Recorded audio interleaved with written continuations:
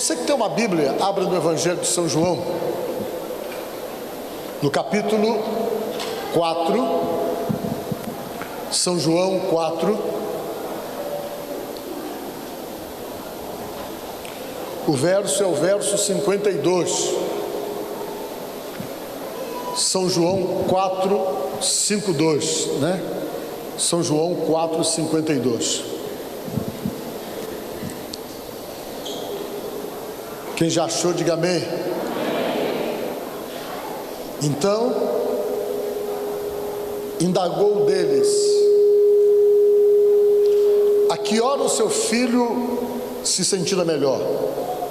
Informaram: ontem, à hora 7ª, a febre o deixou. Amém? Digam comigo: ontem, à hora 7ª, a febre o deixou. Vocês sabem qual era a hora 7ª? A hora 9ª não era 3 horas da tarde quando Jesus morreu? Não é isso? A hora 8ª é que horas? 2 horas, né? E a hora 7ª, 1 hora da tarde. Foi que aconteceu isso. Amém? Podemos assentar. Eu quero conversar com vocês e quero aproveitar essa noite, que é uma noite do nosso projeto de vida, e fazer uma pergunta. Quantos de vocês têm um projeto de vida que não é nem para você mais, é para alguém da sua família? Levante a mão. Né? Você já está fazendo um projeto para alguém, né? Às vezes o projeto que nós fazemos para alguém está diretamente ligado a uma mudança de uma pessoa que você quer bem, porque quer que essa pessoa seja liberta, porque o jeito que ela é, ou a forma como ela age, cria dificuldade para você, machuca você, maltrata você, mas ao mesmo tempo que as atitudes dessa pessoa machucam você, maltrata você, você não consegue romper com essa pessoa, porque você tem aquele laço de amor, aquele laço de carinho, de afeto, que fica muito difícil poder romper com ela. E para você a melhor coisa seria a mudança dela, porque ela mudando vai ser bom para você, você vai se livrar desse desconforto que você está tendo por causa das atitudes dessa pessoa, pela maneira como ela tem agido com você. E isso também são bênçãos que nós queremos de Deus, bênçãos que, para se confirmarem para nós, estão exatamente ligados à libertação de alguém que nós conhecemos. Como a nossa vida perde a qualidade por causa de pessoas que fazem parte da nossa vida, da nossa convivência, do nosso relacionamento, pessoas que são difíceis. É tão ruim, é tão difícil, porque você fica meio refém. Você gosta da pessoa, mas a pessoa não é uma boa pessoa para você, ela machuca você, ela maltrata você, ela é incompreensível, e você às vezes tem que estar cedendo a vida toda. Só você cede, só você realmente tem atitudes de negociação com a pessoa, mas a pessoa não cede nunca, ela continua do mesmo jeito, e você cada vez mais vai cedendo, cada vez mais você vai perdendo a sua dignidade por conta de atender e de procurar conviver com aquela pessoa. E toda convivência boa que você está tendo com essa pessoa está sendo possível porque você tem que estar cedendo o tempo todo, você tem que se anular a vida toda para poder se relacionar com essa pessoa. Então, quando isso acontece, a libertação, a mudança dessa pessoa se torna algo que faz parte de um projeto seu, que vai te fazer bem. A mudança da pessoa vai trazer benefício para você também, já que você não consegue romper com ela. Então, veja bem, é muito complicado quando você vive com pessoas assim, pessoas difíceis, pessoas turronas, pessoas que só você tem que ceder sempre. O perigoso é que vai chegar um momento que você vai cansar disso. Você que vive puxando uma carreta aí, porque para conviver com aquela pessoa, só você paga o preço, ele não está nem aí, você que tem que se adequar a ele, ele não se adequa a você, e não há entendimento, não há equilíbrio nas convivências, não há equilíbrio no relacionamento. Essas coisas cansam. Para quem é casado, gera desgaste, isso dá um desconforto, dá uma sensação de infelicidade. E o que é pior que essas coisas, você fica na dependência de Deus. Por quê? Porque você não vai conseguir mudar uma pessoa, você não tem poder para mudar pessoas, você não tem poder de mudar a cabeça de uma pessoa. As suas palavras, elas nunca vão ser suficientes para fazer a pessoa cair na real e se reconhecer como alguém que está sendo um peso na vida do outro. Geralmente as pessoas assim, elas são orgulhosas e arrogantes o suficiente para nunca admitirem coisas, para nunca se sentirem peso na vida do outro. Ele nunca se sente, ele sempre acha que ele é dono de toda razão. E é difícil para você que está vivendo isso, para você que está dentro de uma situação bem desse tipo, você que está dentro de uma realidade bem como essa que eu estou falando para você. E eu quero dizer para você que essas coisas têm jeito, mas o jeito é na oração, é na busca diante de Deus, é pedindo para Deus, é buscando um milagre. O milagre da libertação na vida da pessoa e da mudança da cabeça da pessoa. Isso você consegue orando muito, pedindo muito a Deus e chorando aos pés de Jesus.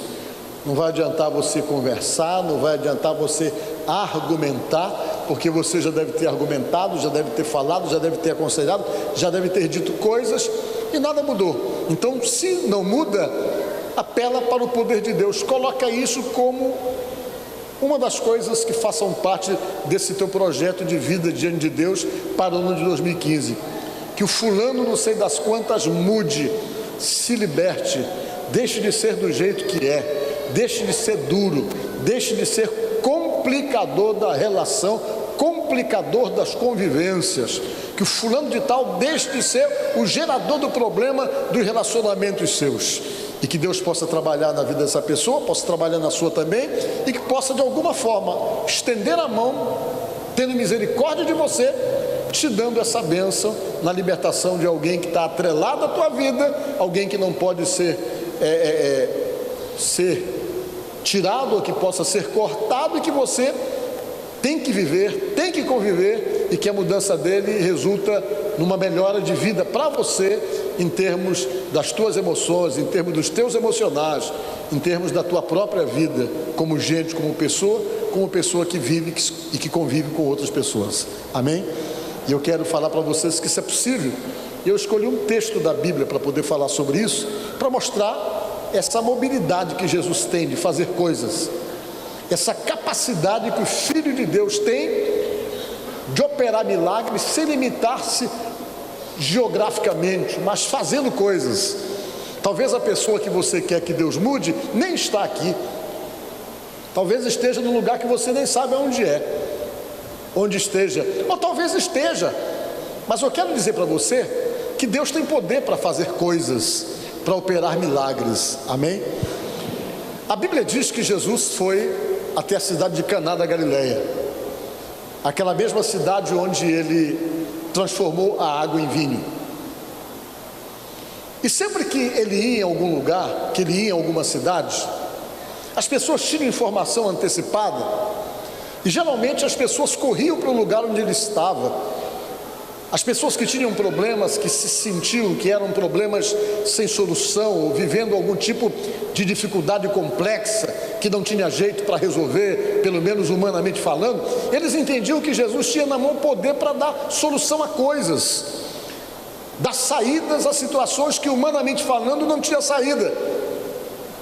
E por essa razão, quando ele chegava no lugar, as informações chegavam na frente, e as pessoas todas fluíam para ali, corriam para o lugar onde eles estavam, exatamente com o intuito de poder conversar com ele e de poder pedir ajuda para coisas que eles já não tinham mais condições de resolver, pedir ajuda para determinadas situações que eles reconheciam que estavam incapazes ou sem condições de poder dar uma solução. E quando Jesus foi exatamente lá em Caná, um homem tomou conhecimento que Jesus ia até Caná. Só que ele morava em Cafarnaum. Cafarnaum para Caná são exatamente 24 quilômetros. A distância era como que daqui lá para São José de Ribamar. A distância que o homem morava e a distância que Jesus estava. Quando ele tomou conhecimento, ele pensou assim: eu estou com um problema em casa. E esse problema que eu estou em casa, eu preciso que alguém resolva para mim. E eu entendo, ele com certeza entendeu e compreendeu e assimilou que Jesus tinha exatamente nas mãos aquela solução que ele não tinha, e pela fama de Jesus, pelas coisas que falavam, pelas coisas que as pessoas comentavam, ele alimentou no seu coração essa esperança e essa expectativa de que ele não tinha solução para aquele problema, mas ele entendia que Jesus Cristo tinha solução e ele resolveu procurá-lo. Qual era o problema dele? A Bíblia diz que ele tinha um filho, e o filho estava doente com uma febre. E vocês sabem que a febre, ela é uma reação de que algo está acontecendo. Sempre que alguém fica com febre, ele fica com febre porque o corpo reage, porque existe no corpo da pessoa algum tipo de infecção. Pelo menos é assim que nós sabemos. E a reação do corpo vem exatamente através de uma febre. E tudo indica que aquela febre, ela existia por alguma situação muito grave, por algum problema de infecção ou de doença, seja lá o que for, que a Bíblia não explica, que era grave porque aquele homem estava preocupado, visto que naquela época os recursos da medicina não eram os mesmos recursos de hoje. Havia a necessidade de uma presença mais efetiva de Deus para poder cuidar de coisas, porque o homem não estava tão preparado como está hoje. Eu estava lendo, por exemplo, que nessa época de Jesus, a expectativa de vida das pessoas era de 30 anos. Hoje as pessoas têm expectativa de vida, parece-me, de 72 aqui no Brasil. Em alguns lugares as pessoas vivem um pouco mais. Depois da criação da penicilina, né? Depois que inventaram o antibiótico, muitas pessoas deixaram de morrer tão cedo como morriam. E naquela época não tinha antibiótico não para resolver esses problemas de infecção. Naquela época as pessoas não tinham o recurso da medicina que se tem hoje para resolver um problema rapidinho. Hoje as pessoas têm algum tipo de doença, tem gente que faz até aquela autoavaliação e faz a automedicação e vai lá, já vai na farmácia, já compra um remedinho que ele conhece e já tenta combater o problema que está sentindo, o que não acontecia naquela época. As pessoas ficavam de fato refém de qualquer tipo de doença, qualquer coisa matava. Por quê? Porque não havia um recurso como existe nos dias de hoje. E esse pai estava desesperado. Por que ele estava desesperado? Porque o filho estava com febre. Só que a febre já estava há muitos dias. Deveria ser uma febre ocasionada talvez por algum tipo de infecção, alguma coisa grave. Ele com certeza tentou os recursos da época, e depois que ele tentou os recursos da época, ele não conseguiu. Ele deve ter procurado resolver o problema e não conseguiu resolver o problema. E na medida então que ele foi percebendo que não tinha solução para o problema, o desespero foi chegando também, porque aquilo ali apontava para uma situação de morte, como era muito comum na época. E ele entrou em desespero. O que é que eu vou fazer? A febre não cede, o rapaz continua com febre, continua doente. Já tentei tudo que eu poderia tentar, usei os recursos da época e não obtive resultado. Aquilo gerou um desespero no coração daquele pai por conta daquele filho. Ele não tinha outra saída, porque quando a gente tem outra saída, a gente se apega nessa saída que tem. Sempre que nós procuramos Deus no momento em que perdemos a saída, ou que não temos mais recurso para dar solução, pelo menos de uma forma humana, a determinados problemas. Ele pensou: vou atrás de Jesus, ele está aqui perto, eu vou lá conversar com ele.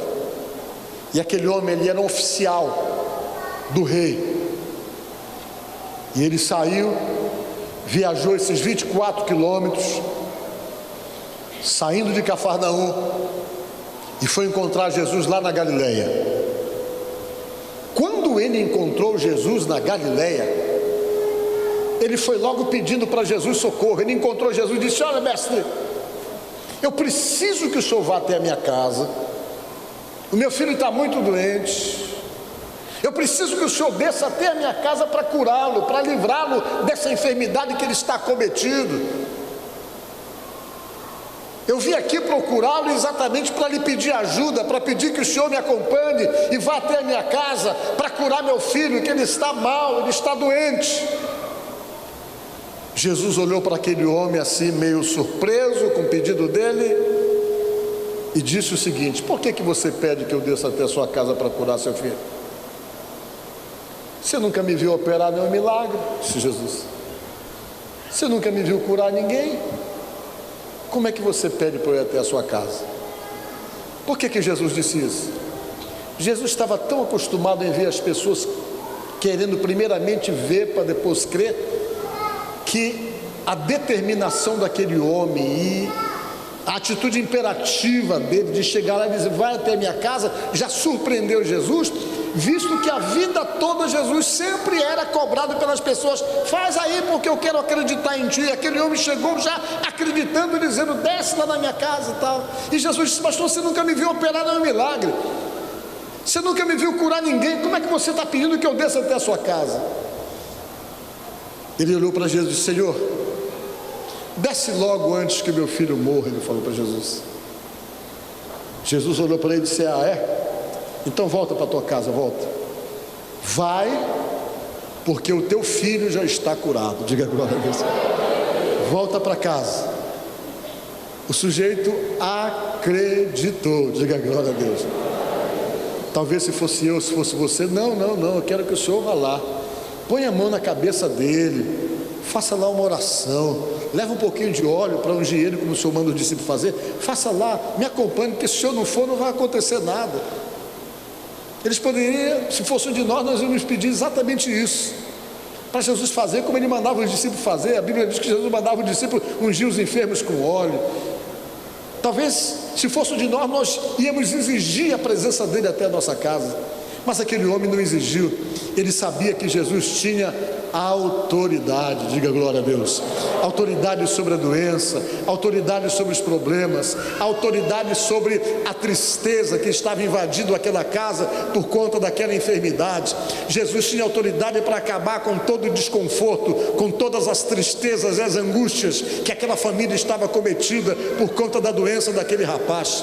Ele reconheceu essa autoridade de Jesus, ele reconheceu esse poder de Jesus, e quando Jesus disse, vai porque teu filho está curado, ele imediatamente arrumou as coisas e voltou para casa. Só que ele foi chegar em casa no outro dia, 1h, porque naquela época não tinha ônibus, ou você andava em cima de um lombo de um jumento, ou você andava a pé, e ele veio caminhando e chegou em casa no outro dia. Quando ele estava chegando em casa, os empregados dele vieram correndo para encontrá-lo. Todo mundo estava alegre, o pessoal que trabalhava com ele, o pessoal da casa dele, vieram correndo e gritaram, Senhor, Senhor, Senhor, olha, o teu filho já ficou curado, Senhor, o teu filho já não está mais doente, ele está completamente saudável, a doença o deixou, a febre o deixou, aquela febre que não largava ele, ela simplesmente sumiu, ela foi embora, ela desapareceu. E ele parou e disse, foi mesmo? Foi. E quando foi que isso aconteceu? Ele perguntou. A que horas se deu essa cura? A que horas aconteceu dessa febre largar o corpo do meu filho? E um dos empregados disse, olha, ontem, na hora 7ª, a febre o deixou. E ele se lembrou de uma coisa, que tinha sido exatamente no dia anterior, 1h, numa outra cidade, que ele falou com Jesus, e Jesus disse para ele, vai porque o teu filho já está curado. Quando Jesus deu aquela ordem, em outra cidade, o mal largou a vida do rapaz. Irmãos, olha, isso é lindo, isso é extraordinário, né? E o que eu quero dizer para você é que esse Jesus Cristo de quem eu estou falando aqui para vocês esta noite, ele é o mesmo. Vocês estão entendendo? Está escrito lá em Hebreus capítulo 13, versículo 8, diz o seguinte, Jesus Cristo é o mesmo ontem, hoje e eternamente, para sempre, ele sempre vai ser o mesmo. Quando eu digo que ele é o mesmo para você, eu estou querendo passar para você exatamente um pensamento. De repente possa pairar na sua mente, na sua cabeça, mas isso aí foi há muito tempo atrás, essa história tem 2000 anos, a forma de Deus agir pode ser diferente hoje. Talvez Deus não opere mais dessa forma como Ele operava antigamente, e talvez você possa ter um monte de questionamentos por conta da sua dúvida, por conta das suas incertezas, por conta das influências que se recebem quase que constantemente, que Deus não cuida mais, que Deus não opera mais, que as coisas de cidade de Deus se limitaram ao passado, e tanta coisa pode de repente condicionar sua mente e consequentemente gerar bloqueio e impedimento para você poder acreditar nas possibilidades que Jesus Cristo tem para fazer coisas na nossa vida e na vida de pessoas. E eu quero dizer para você que se porventura você está bloqueado por alguma razão, bloqueado doutrinariamente, bloqueado por incredulidade, por dificuldades, bloqueado por nunca ter visto nenhum sinal, nenhum milagre a ponto de estar convencido ou motivado a acreditar, eu quero dizer para você nesta noite uma coisa importante: creia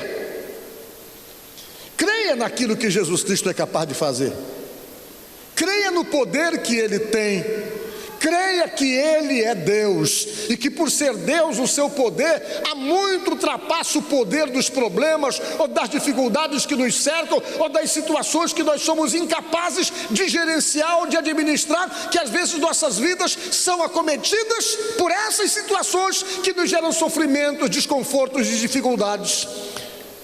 Jesus Cristo tem poder, Ele é Deus. Ele é Deus, Ele não se limita em coisas pequenas, Ele faz realmente milagres, e nós continuamos acreditando nos milagres que Ele opera. E quando eu prego isso para você nesta noite, eu estou pregando exatamente para você que tem um projeto em favor da vida de alguém, para você que entende que para aquela situação mudar, para aquela pessoa mudar, as tuas orações vão ter que se intensificarem.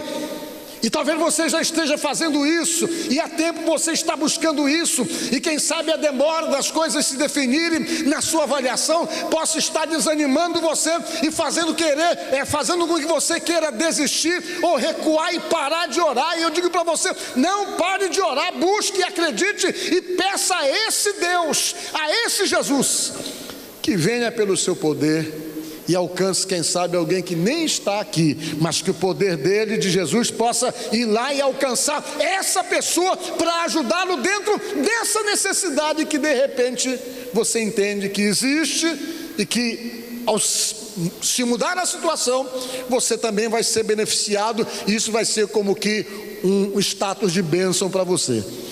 Então ore. Talvez você esteja, quem sabe, muito massacrado por alguém. Talvez você esteja sem esperança já. Há tempo que você convive com uma pessoa que só dá problema, só dá trabalho. Você já passou por cima dos seus princípios muitas vezes. Você já teve que abrir concessões para poder se manter com essa pessoa, só pela misericórdia de Deus. Mas está pesado para você, está difícil para você. Você tem que suportar coisas, ter que engolir coisas, ter que simplesmente abrir mão da sua dignidade, unicamente para não permitir uma ruptura, que é exatamente o que já deveria ter acontecido por conta de todas as coisas que essa pessoa inconsequente tem feito e age a ponto de incomodar, de maltratar, de machucar e de ferir você. Ore por essa pessoa, mas ore mesmo, e que nesta noite, essa palavra que eu estou pregando para vocês, de um milagre que aconteceu, de uma cidade para outra, de alguém que nem conhecia Jesus, que estava doente, mas alguém que foi alcançado pelo poder de Deus através da fé de uma outra pessoa, no caso do pai dessa pessoa, que esse poder de Deus venha agir através da tua oração, através do teu clamor. E se isso é um projeto pessoal seu, um projeto de vida seu, que vai te fazer bem, a mudança e a libertação dessa pessoa, ore a Deus, peça um milagre. Por quê? Porque Deus faz a obra. Amém? Às vezes parece que as pessoas resistem, Deus vai na diplomacia. Quando Deus acha que não dá mais, Deus dá uma cacetada para poder sentir o peso da mão, para poder recuar. É verdade o que eu estou falando para vocês. Deus vai na diplomacia, vai tentando no amor. Se ele perceber que não dá mais, por amor a você, ele é capaz de meter na catraca mesmo, para poder dizer, não, é aqui, porque o meu servo está sofrendo com você. E se Deus vai sair por lado de alguém, vai sair do lado de você que está servindo a ele. Diga glória a Deus. É assim que faz, a Bíblia diz, a Bíblia tem um monte de princípios com relação a essa questão. Então nesta noite ore, apresente a Deus, apresente a Jesus e diga, Senhor, não quero viver assim, meu Deus, não quero viver desse jeito, não quero ser refém na mão de ninguém. Por quê? Porque Deus não fez você para ser refém, nem refém de sentimento, nem refém emocional e refém de qualquer natureza. Deus não está querendo que você seja. Por quê? Porque Ele já pagou um preço, não para que você seja um refém, Ele pagou um preço para que você seja livre. Livre de qualquer estado de opressão sobre você. E as coisas que te oprimem, que geram esse desconforto, você pode falar com Deus, orar a Deus e pedir respostas em oração. Por quê? Porque a Bíblia diz que o nosso Deus ouve oração. Amém? Então nesta noite, que o seu pedido se volte para essa área, que o seu pedido se volte para essas questões, que você apresente a Deus, ore e seja perseverante, porque com certeza, quem sabe nesse ano de 2015, você não recebe de Deus essa bênção da libertação e da mudança dessa pessoa. Quem pode garantir que não? Deus pode fazer isso, e se você está buscando isso, a resposta vem dele com certeza. Amém? Que Deus te abençoe no nome de Jesus. Olha, você não imagina o quanto eu desejo que Deus tenha falado com você através dessa pregação, essa mensagem que você acabou de ouvir e de assistir. Que Deus possa te abençoar grandemente. Se Deus de fato está falando com você, se as pregações feitas em nosso programa têm falado ao teu coração, têm te ajudado, entre em contato conosco. Nos mande uma mensagem de texto pelo celular. Nosso DDD é 98 e o telefone é 81 11 0198. Ou mande um e-mail para prpauloguilherme@hotmail.com. Vou ter uma satisfação tremenda de poder conversar com você e poder continuar orando por você também. Tá certo? Vamos fazer uma oração. Senhor, nosso Deus e nosso Pai, no nome de Jesus Cristo, eu oro por essa pessoa que está me assistindo agora. Que a tua bênção venha sobre essa vida, que os teus milagres aconteçam na vida dessa pessoa. Todos os problemas, todas as dificuldades que porventura essa pessoa esteja enfrentando em sua vida, meu Pai, que essas dificuldades sejam repreendidas e que essa pessoa seja abençoada por Deus, sustentada por Deus e fortalecida pelo nosso Deus, no nome de Jesus, assim seja. Amém e amém. Amém? Muito bom poder ficar com você e até o próximo programa, tá certo? Fica com Deus. Eu te agradeço, Deus, por se lembrar de mim e pelo teu favor, o que me faz crescer. Eu vivo pela fé e não vacilo. Eu não paro, não desisto.